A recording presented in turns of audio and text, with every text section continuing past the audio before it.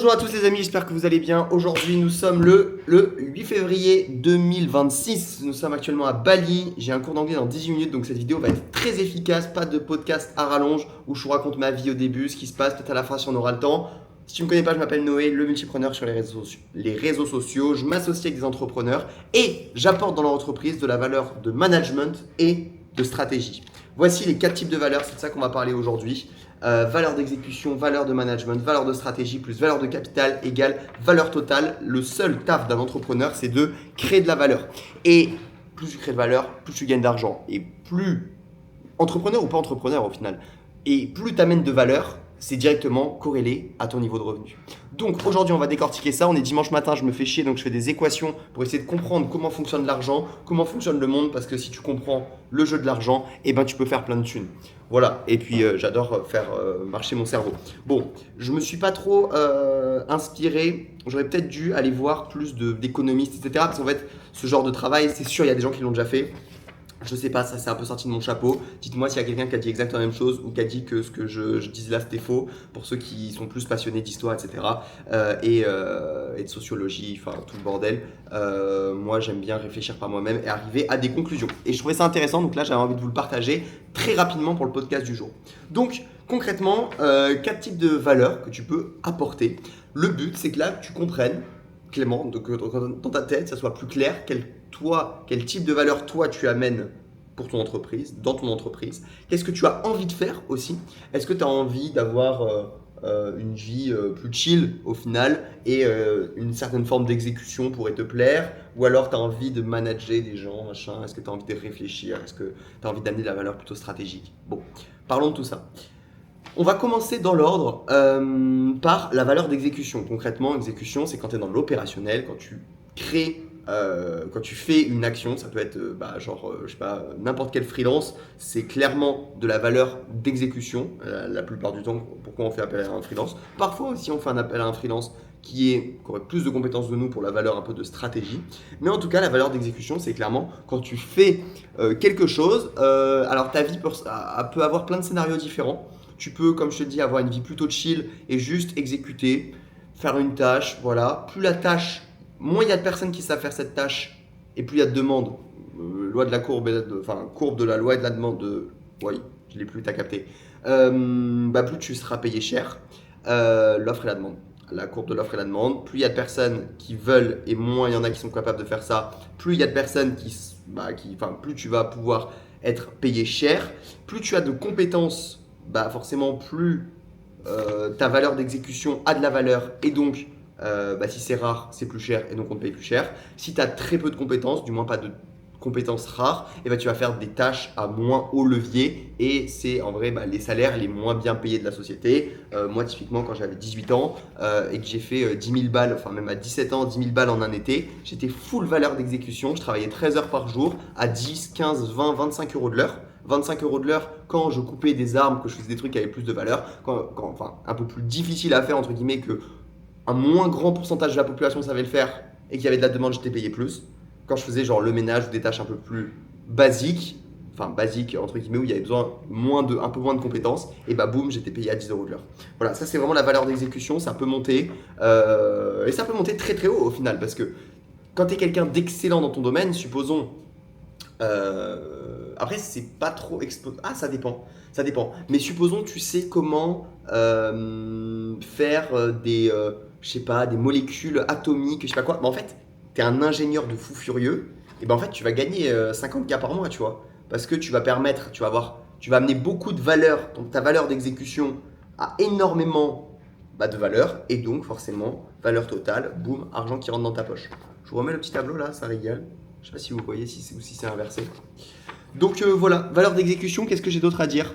Ouais, il faut scaler par le prix si tu veux. Parce qu'en fait, tu peux pas déléguer, t'es obligé de tout faire toi-même, donc il faut juste vendre de plus en plus cher si tu veux gagner plus d'argent. Mais ça peut aussi permettre d'avoir une vie plutôt chill, entre guillemets, où après tu peux être sous l'eau aussi, hein, à exécuter dans tous les sens, ce que beaucoup d'entrepreneurs font et devraient passer au niveau, entre guillemets, mettre plus de temps et apporter plus de valeur avec les autres choses. Mais valeur d'exécution, tu peux être complètement sous l'eau ou tu peux avoir aussi une vie très chill, travailler très peu et travailler que quelques heures et gagner très bien ta vie.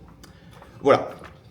souvent, un entrepreneur qui a une entreprise, une société, on va dire, justement, pas quelqu'un qui est freelance tout seul, etc., c'est obligé, hein. De toute façon, s'il y a plusieurs personnes dans la boîte et que tu as des employés, ou même que tu emploies d'autres freelances, et bah boum, c'est pratiquement toutes ces différents types de valeurs que tu utilises à différents niveaux, différentes jauges. Et en réalité, la valeur d'exécution, bah, à terme, dans 90% des cas, à part quand tu as toutes les entreprises qui dépendent de toi, justement, tes valeurs d'exécution. Ce que j'avais rencontré, j'ai fait un podcast avec un architecte il y a quelques temps, c'était un peu ça. Il a un cabinet, il y a plein de personnes, etc. Mais au final, la vraie valeur, et ça fonctionne aussi bien parce qu'il est excellent, et donc valeur d'exécution, boum, c'est ça qui est utile, mais tu peux gagner énormément d'argent quand même.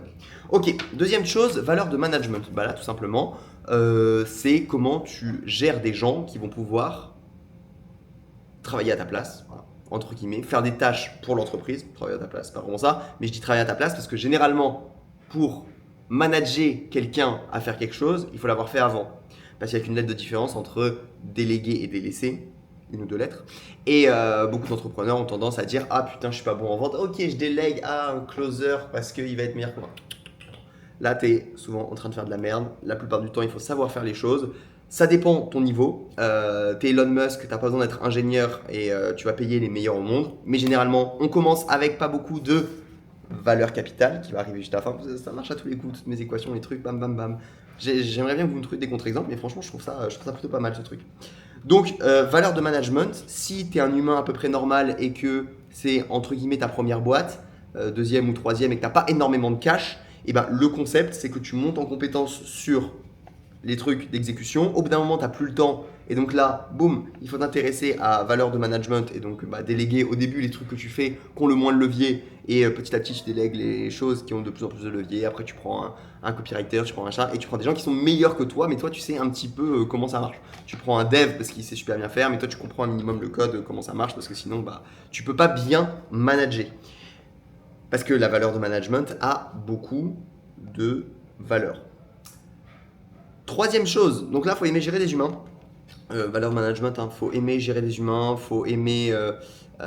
est-ce qu'on pourrait mettre dans valeur de management le temps passé à gérer des machines? Parce qu'avant de déléguer quelque chose, il faut l'automatiser. Enfin, avant d'essayer de déléguer quelque chose, il faut se demander est-ce que je peux l'automatiser? Automatiser par une machine autom. Je connais pas la racine, mais t'as capté. Donc voilà, en fait, au lieu de payer, je sais pas, un setter, et regarde toutes les solutions qu'il y a pour que de l'IA maintenant te fasse, et de plus en plus, la valeur management, je pense, la valeur management de l'intelligence artificielle va prendre de plus en plus de valeur, selon moi. Je pense ça là. Troisième chose, valeur stratégique. Alors là, c'est intéressant. Moi, c'est ce qui me passionne le plus. C'est prendre des idées, prendre de la data que tu as vu à droite à gauche. Plus tu as de data, plus tu vas avoir un meilleur résultat. C'est comme une machine, tu lui donnes plein de data, comme l'IA, tu lui donnes plein de data, et boum, elle va te faire un résultat plus proche de ce que tu attendais. Et donc la valeur stratégique, c'est clairement quelle décision on prend. Il y a une partie d'instinct, il y a une partie justement d'intelligence entrepreneuriale, intelligence business, intelligence argent, intelligence expérience, tu vois, de vie, qui te dit, dans ce cas de figure, il vaut mieux faire ça. Et moi j'adore parce que vu que je suis quelqu'un de très curieux, j'adore savoir comment les business des gens fonctionnent, etc. Poser plein de questions, comprendre et ensuite faire moi-même. Et du coup, comme je l'ai fait et plus je fais, plus j'ai de data, plus je prends des meilleures décisions. Et donc en fait, ça pour moi, la valeur, moi c'est ce qui me passionne, la valeur de la stratégie que tu amènes, c'est énorme parce qu'en fait, et plus je travaille avec des grosses boîtes, plus tu as de levier parce que tu arrives dans une boîte et qui fait 100 M par an, tu changes quelques trucs, tac, tac, tac, et en fait, tu augmentes de 10% la rentabilité de la boîte, 100 M par an bénéfice, on va dire, ça fait 10 millions par an de plus de bénéfices, quoi. Avec potentiellement une discussion, un consulting. J'adore le consulting. Putain, j'en profite je vais vous sortir un truc là d'ici 24 heures. Alors quand la vidéo va sortir, ce sera peut-être pas bon. Si vous m'envoyez je vais sortir une offre avec 3 appels avec moi. Ça va être génial. Ça va être trop bien. Et justement, on va beaucoup travailler sur la valeur. Je vais essayer vous apporter de la valeur stratégique et plus de valeur que le prix que vous allez payer. Si c'est pas encore disponible, vous savez quoi? Vous m'envoyez un message sur Insta, je vous l'envoie en avant-première et je vous fais même une petite ristourne. Mais s'il y a déjà le lien en dessous, et ben c'est le prix qu'il y a en dessous et c'est trop tard. Voilà, c'est posé là. Valeur stratégique. Le mec qui invente des offres, c'est comme ça de nulle part. Valeur stratégique. Donc ouais, c'est clairement les décisions que tu prends. Est-ce que là ça vaut le coup plutôt de faire ça, faire ça? Et quand tu es chef d'entreprise, bah en vrai, au bout d'un moment, il y a aussi d'autres personnes. Voilà, tu as un DRH qui va prendre, directeur des ressources humaines qui va recruter les gens, machin à ta place. Mais au début, au stade où on en est, si tu regardes cette vidéo, t'as pas une multinationale. Donc, c'est toi la valeur stratégique et c'est là que ça a le plus de levier. Et donc, pour ça, il faut faire attention de ne pas être dans la valeur d'exécution, enfin d'être dans l'exécution tout le temps, parce que sinon, tu n'as pas le temps de réfléchir à la stratégie. Alors que pourtant, c'est là qu'il y a le plus de levier, où tu dois utiliser tes neurones là, où tu dois prendre des consultings avec des gens. Prends un consulting avec moi, non, je rigole. Mais là où tu dois utiliser tes neurones pour être un bon entrepreneur et prendre des bonnes décisions, quoi. Et donc forcément, qui dit bonne décision pour être un entrepreneur, dit être dans un état émotionnel intéressant, être bien, te sentir bien. Si t'es stressé, pas bien, bah en fait tu vas prendre des décisions de merde, c'est logique. Alors que si t'es heureux et plein d'amour et de joie, et ben en fait les décisions que tu vas prendre sont bonnes. Mais bien sûr il faut de la data, il suffit pas d'être en mode haute fréquence, je médite toute la journée et c'est pas complètement faux. Et c'est possible quand même d'être haute fréquence toute la journée. J'ai croisé un mec en Thaïlande une fois qui méditait pendant des heures. Alors c'était dans un building et le mec c'était un français, je sais pas, je sentais qu'il fallait que j'aille lui parler et tout. On a eu une discussion ensuite pendant 3 heures, un espèce de tunnel du futur. Et le boug m'expliquait qu'il méditait pendant des heures. Des fois il avait déjà médité, je sais pas, il avait fini même sur le carrelage, allongé par terre et tout, genre je sais pas combien de temps. Et au bout d'un moment, il était tellement lucide et entre guillemets haut sur l'échelle de conscience, on pourrait dire, de Hawkins, pour ceux qui ont la ref, qu'il sentait que c'était le moment d'aller trader et il allait foutre des trucs boum boum boum et il prenait des 100K genre en quelques heures parce qu'il avait il avait un niveau de conscience plus élevé que la majorité des gens et donc forcément bah, tu vas jouer à un jeu où plein de gens jouent et t'as un niveau de conscience plus élevé, bah forcément tu vois plus de choses que la plupart des gens, boum tu gagnes. Complètement perché ce que je suis en train de vous dire mais peut-être ça résonne. Donc valeur stratégique, méditez, ayez de la data, prenez des bonnes décisions, plantez-vous, prenez encore des décisions et vous allez être de mieux en mieux, de meilleur en meilleur sur la stratégie. Ok, il nous reste 5 minutes avant le cours d'anglais les amis. Dernière chose, valeur de capital. Alors là, il y a plusieurs types de capital, mais si je devais vous le résumer, je dirais c'est le réservoir de ressources. Vous connaissez les différents types de capitaux, etc. Je sais pas, on a vu ça en SES, capital humain, machin. Là c'est assez intéressant sur la partie capital argent, mais enfin, ça s'y prête mieux parce que c'est une des ressources. Ok. Il y a plusieurs valeurs capitales. Le capital, c'est un flux, c'est de la ressource. Parmi ça, il y a par exemple celui de l'argent là qui nous intéresse bien. Pourquoi c'est limite le plus important, mais qui fait pas tout? Parce que si tu as de ça, pour avoir eu capital, il faut que tu aies été smart pour gagner de l'argent, à part si c'est un héritage. Et justement, oh putain, je viens de comprendre. Ah, trop bien, trop fort. J'ai compris pourquoi les gens qui obtiennent des héritages, eh bien, ils font de la merde avec l'argent. Parce qu'ils n'ont pas développé leur capital, du coup, stratégique pour obtenir cet argent. Mais si tu as gagné de l'argent avec une première boîte, tu as été bon en stratégie, tu as été bon en management, tu as été bon en exécution. Normalement, tu as dû passer par ces étapes-là. En fait, il faut vraiment être bon l'un après l'autre à chaque fois. Donc, c'était bon en tout ça. Boum, valeur capitale, tu as de l'argent. Cet argent, tu peux l'utiliser pour payer des gens qui vont être bons en exécution, payer potentiellement des managers, ce que fait Elon Musk quand il construit une fusée, tu vois.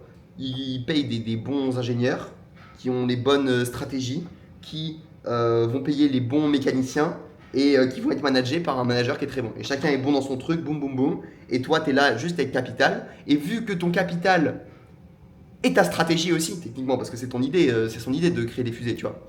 Et même si c'est pas lui toute la stratégie, mais il apporte une partie de la stratégie, oh, il y aurait la partie vision.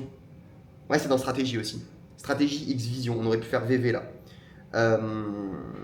Ouais, la vision c'est très important. Et bah boum boum boum, tu payes tous ces gens. Valeur capitale, c'est utile parce que du coup, tu donnes argent, argent, argent égale beaucoup plus d'argent si tu as pris une bonne décision au début, que ton pari était bon. Parce que être entrepreneur, c'est quoi? C'est être un scientifique, c'est faire des paris et Tu te dis, ah ça va peut-être marcher, ça va peut-être marcher parce que j'ai la data de me dire que ça va marcher. Boum, t'essayes, t'as une hypothèse et tu vois si ça marche ou pas. Tu mets potentiellement de la ressource en jeu pour que ça aille plus vite. Enfin, toutes ces ressources, dont la valeur capitale qui est primordiale. Mais si tu n'en as pas, c'est pas grave. Et en fait, c'est un levier qui te permet d'aller beaucoup plus vite. L'argent, c'est un flux. C'est pas une fin en soi. C'est un flux qui te permet d'exagérer. Ouais, au final, l'argent, c'est juste quelque chose qui te permet. C'est un multiplicateur. L'argent, c'est un multiplicateur. Et donc là, si tu as les bonnes personnes au bon endroit, bah, ça va juste faire un super bon truc. Et ouais, l'argent, c'est un multiplicateur. Tu es là, je sais pas, tu es quelqu'un, tu es très dépensier, mais tu es broke. Il te reste 500 balles à la fin du mois, bah, tu vas claquer 500 balles dans des vêtements. Et ben en fait, tu gagnes 10 000 euros par mois. L'argent, il va juste augmenter ton niveau de dépense. Et tu vas toujours, à la fin du mois, il te reste 8 000 balles. Bah, tu vas dépenser 8 000 balles dans des fringues, tu vois. Tu vas pas attendre la fin du mois. Bref, l'argent, c'est juste un accélérateur. Donc, la valeur capitale permet d'accélérer un petit peu tout ça. Mais si tout ça, c'est pas bon, ça marche pas. Tu as hérité de beaucoup de capital, mais tu es nul en exécution. Tu sais pas manager des gens et tu n'as aucune stratégie parce que tu n'as pas de data et tu as joué à Fortnite toute ton enfance et là, tu as de l'argent qui tombe du ciel. Boum, tu avales ton capital. Ben, il va faire de la merde. Donc attention, attention les amis. Voilà, qu'est-ce que j'ai d'autre à vous dire? Putain, bah j'ai cours d'anglais dans 1 minute. C'est tout. Ah oui, autre truc, juste dernière chose. La valeur, là je vais vous amener un truc que j'ai compris cette semaine. La valeur du travail que tu fais aujourd'hui a beaucoup plus de valeur que dans 10 ans. Et quand je dis beaucoup plus, c'est genre 100 fois plus. En gros, une heure de travail que tu fais aujourd'hui pour développer ton entreprise, pour développer ton business, pour développer ta vie, et ben en fait, elle va compound juste techniquement si tu fais des actions à haut levier. Et justement, pas forcément des actions trop d'exécution, mais peut-être d'autres trucs. Et ben ça va s'accumuler avec le temps. En fait, l'impact de la décision que tu prends aujourd'hui, et ben potentiellement, je sais pas, tu fais une vidéo YouTube qui va être référencée sur les 10 prochaines années. Et ben en fait, pendant 10 ans, ce truc va te rapporter de l'argent. Alors à chaque fois, hein, quand tu crées une action, c'est souvent la valeur de ce que tu as fait là diminue. Il y a certaines actions, au contraire, où ça va. Et potentiellement, une vidéo YouTube qui est référencée, bah, avec le temps, elle te rapporte entre guillemets tout le temps de l'argent. Donc la valeur totale que tu as rapporté cette vidéo augmente avec le temps. Et donc du coup, ça a tellement de valeur de faire le boulot aujourd'hui. Du coup, va bosser quoi. Va bosser, merde. Putain, on a que ça à faire, on est jeune et tout. Il faut mettre des bitcoins sur le compte en banque et on est bien pour le futur quoi. Et on méditera plus tard. Non, en vrai, méditer c'est important, mais putain, faut bosser. Allez, c'est tout pour moi. À la semaine prochaine. Ciao les gars.